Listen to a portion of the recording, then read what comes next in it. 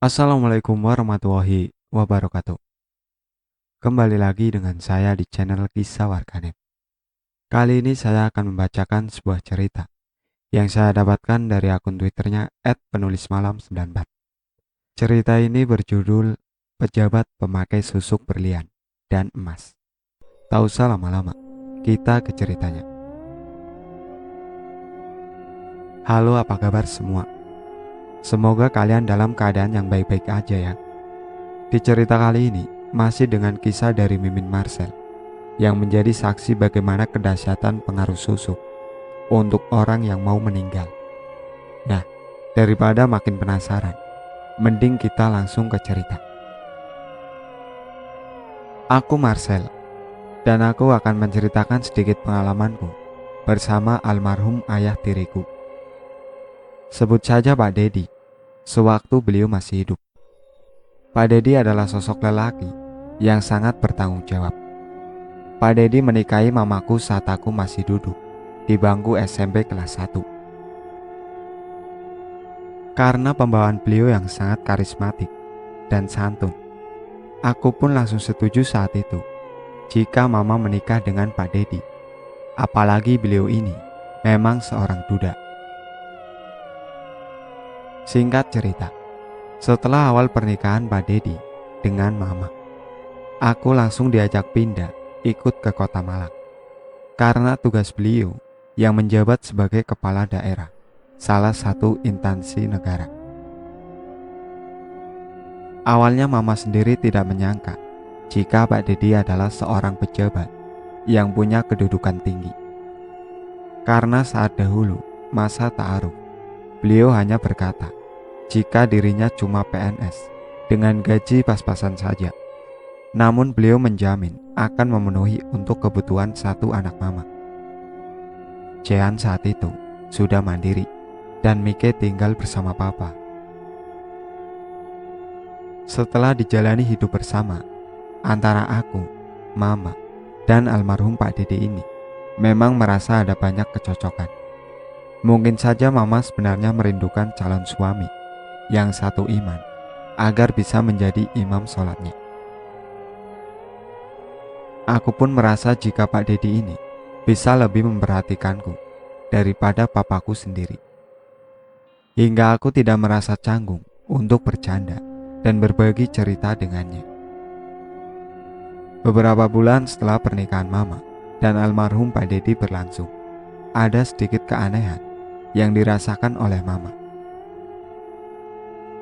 Pak Dedi sering mengeluhkan sakit kepala yang tidak tertahankan. Saat dibawa ke rumah sakit dan medical check up, tidak ditemukan suatu penyakit berbahaya. Hanya saja diagnosis dokter saat itu jika Pak Dedi terlalu keletihan karena sering berada lama di balik layar monitor. Tidak hanya sampai di situ, Pak Dedi pun sampai beberapa kali mengunjungi rumah sakit besar. Namun hasilnya sama-sama nihil. Karena menurut Pak Dedi, rasa sakit di kepalanya kian hari kian memburuk. Ia memutuskan untuk pulang ke rumah ibunya di Bandung. Pak Dedi ini asli orang Bandung yang dinas kerjanya di Jawa Timur, biar gak bingung.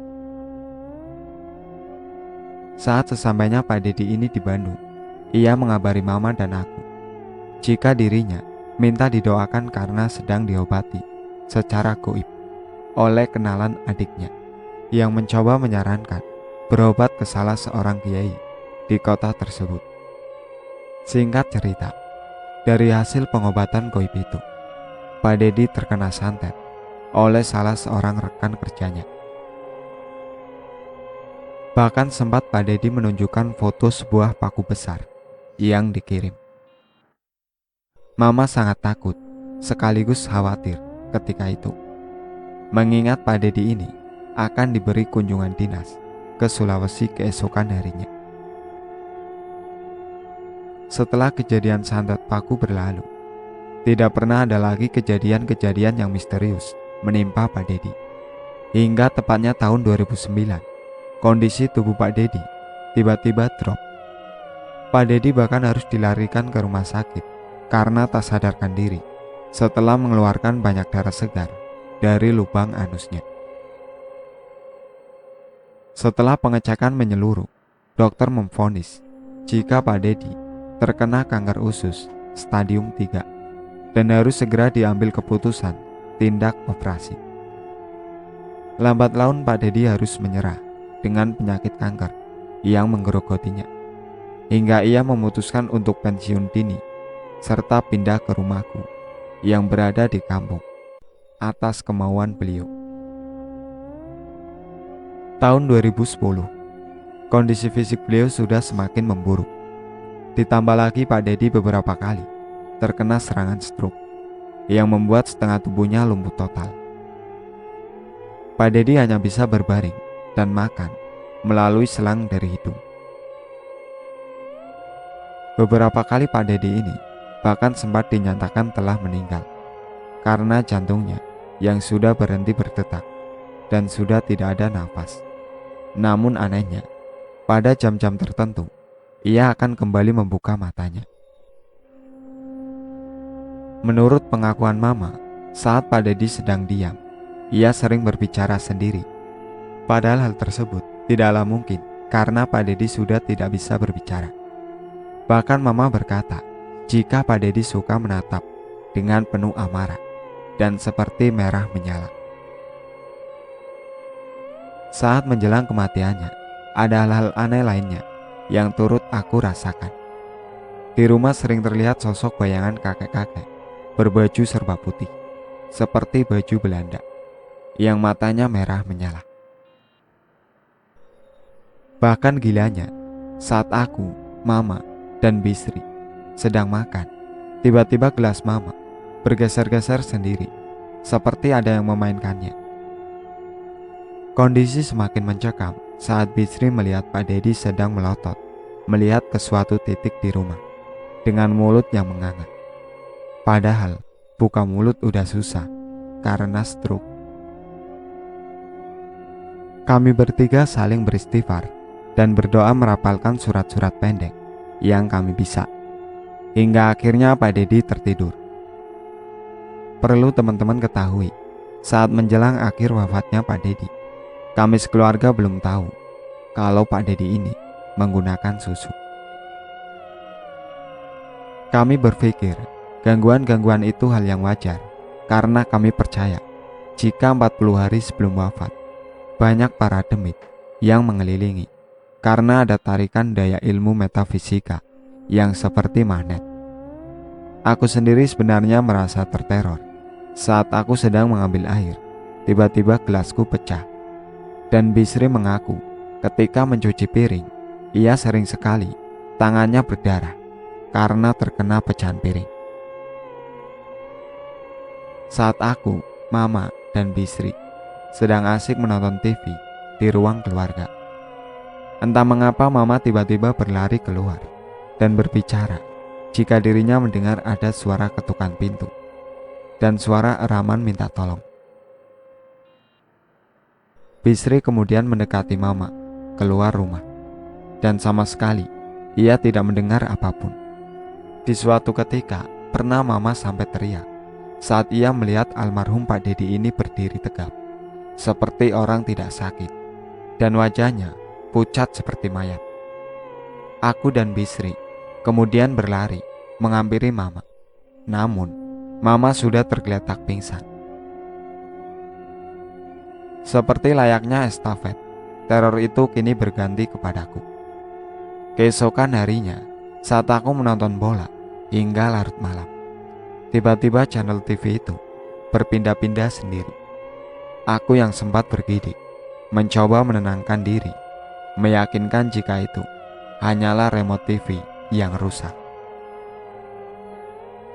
Aku kemudian matikan TV untuk sekejap dan melanjutkan menonton bola kembali. Namun saat keadaan TV yang mati karena adanya efek pantulan cahaya di layar TV tersebut, samar-samar kulihat ternyata ada Pak Dedi yang duduk di sampingku. Sontak saja aku menoleh, namun tidak ada siapa-siapa. Aku mengurungkan niatku untuk menyalakan TV kembali. Segera aku beranjak pergi ke kamarku. Saat aku baru saja ingin memejamkan mata, aku lihat siluet almarhum Pak Dedi sedang duduk di tempat tidurku. Aku berkali-kali mengucap istighfar karena ketakutan, sampai aku terlelap tidur. Aku yang sudah merasa terganggu, kemudian mengajak Mama untuk bicara dari hati ke hati. Aku meminta Mama segera memanggilkan Pak Ustadz supaya segera mendoakan almarhum Pak Dedi. Jika memang sudah waktunya, biar segera nyawanya dicabut oleh sang pemilik kehidupan, yaitu Allah Ta'ala, agar tak membuatnya pun semakin tersiksa.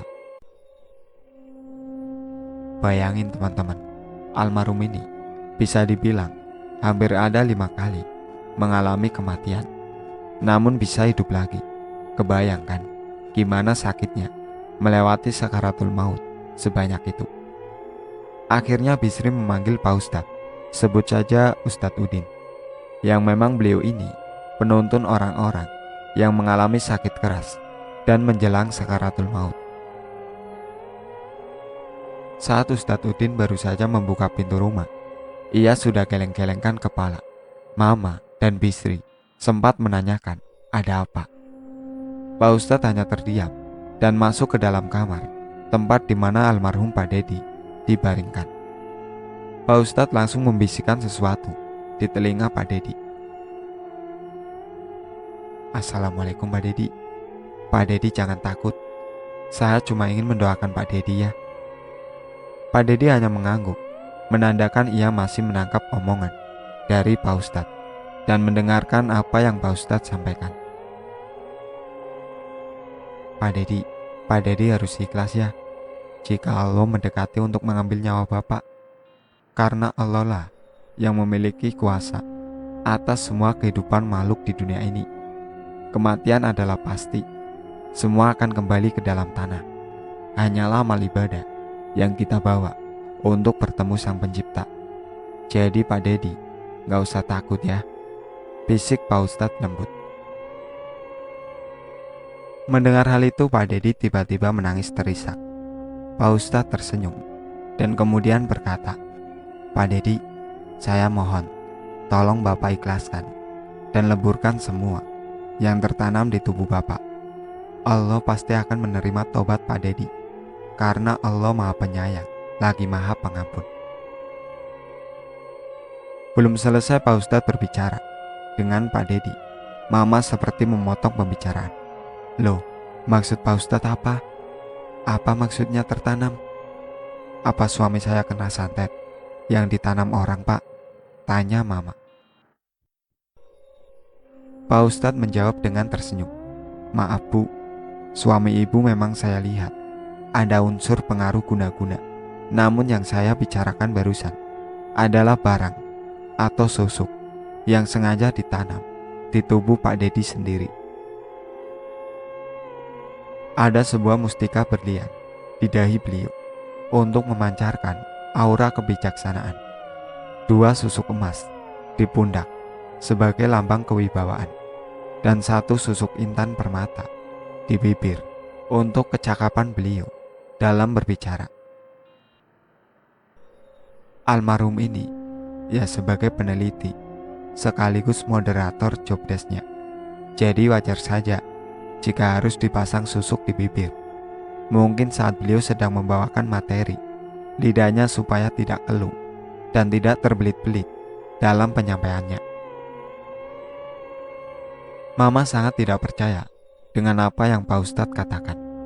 Jangankan Mama, aku pun tidak percaya, karena Pak Dedi yang kami kenal sangat santun dan agamis sekali. Beliau sangat rajin dan tidak sampai ketinggalan sholat 5 waktu, dan betul-betul memahami rukun Islam maupun rukun iman. Bagi kami beliau tidak mungkin sampai berbuat musyrik seperti itu. Mama yang tak langsung percaya ucapan Ustadz Udin, sampai-sampai menelpon keluarganya di Bandung untuk sekedar mengkonfirmasi kabar tersebut. Apakah dulu Pak Dedi ini sempat memakai susuk atau tidak? Dari percakapan via telepon antara ibu Pak Dedi dan Mama, ditemukan fakta yang mengejutkan bagi kami, yaitu Pak Dedi sebenarnya memang menggunakan susuk. Dari ibunya Pak Dedi, kami pun mengetahui jika alasan beliau memakai susuk adalah sebagai bentuk rasa ketidakpercayaan diri untuk tampil di depan publik. Di sisi lain, alasan beliau menggunakan susuk adalah Pak Dedi sering diberi guna-guna oleh rekan sejawatnya. Sulit bagi kami menerima kenyataan di balik sosoknya yang karismatik dan santun. Ternyata Pak Dedi bisa menyembunyikan kenyataan lain dari sisi gelapnya. Ya, mungkin benar yang dikatakan orang, sebaik-baiknya manusia pasti memiliki keburukan selama di dunia. Mama segera menghampiri Pak Ustadz dan menyampaikan pengakuan dari ibu Pak Dedi. Pak Ustadz hanya tersenyum. Ia telah mengetahui apa yang sebenarnya terjadi, karena kodam-kodam yang mengisi susuk itu saling berinteraksi kepada kami hanya untuk menunjukkan jika sebenarnya mereka perlu diberi makan atau dicarge oleh Pak Dedi yang sedang terkulai lemas.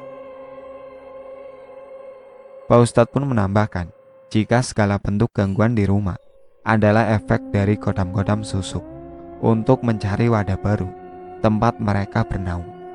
Karena kodam-kodam itu pun sudah mengetahui jika umur Pak Dedi sudah tidak akan lama lagi. Pak Ustadz langsung merapalkan doa-doa dan melantunkan ayat suci di telinga Pak Dedi. Seketika tubuh Pak Dedi mengejang hebat dan dari mulutnya mengeluarkan air liur. Setelah diamati, air liur ada kilauan cahaya yang berbentuk pecahan intan kecil dan beberapa pecahan kecil berlian serta emas. Pak Ustadz berkali-kali mengucapkan syukur kepada Allah Subhanahu wa Ta'ala karena berhasil mengeluarkan susuk-susuk itu. Seketika Pak Dedi langsung tak sadarkan diri. Dalam keadaan yang masih genting, Mama tiba-tiba kesurupan dan mulutnya meracau tidak jelas. Berkali-kali ia mengumpat kepada Pak Ustadz karena sudah mencampuri urusannya. Ketika kesurupan pun, Mama berkata jika ia menginginkan wadah baru untuk bersemayam. Sebagai gantinya, sosok yang menempel di tubuh Mama akan memberikan kemudahan-kemudahan untuk orang yang menggunakan susuk tersebut. Apa kamu ingin dihormati orang? Atau kamu disegani oleh teman-temanmu? Tenang saja, aku akan membantumu. Pak Ustadz segera beristighfar dan menjawab, tak ada satupun di dunia ini yang bisa memberikan syafaat atau kemudahan selain atas izin Allah. Apa yang engkau tawarkan bukanlah kemudahan bagi manusia, melainkan kesesatan dan kesia-siaan. Tak lama, Mama langsung tergeletak pingsan.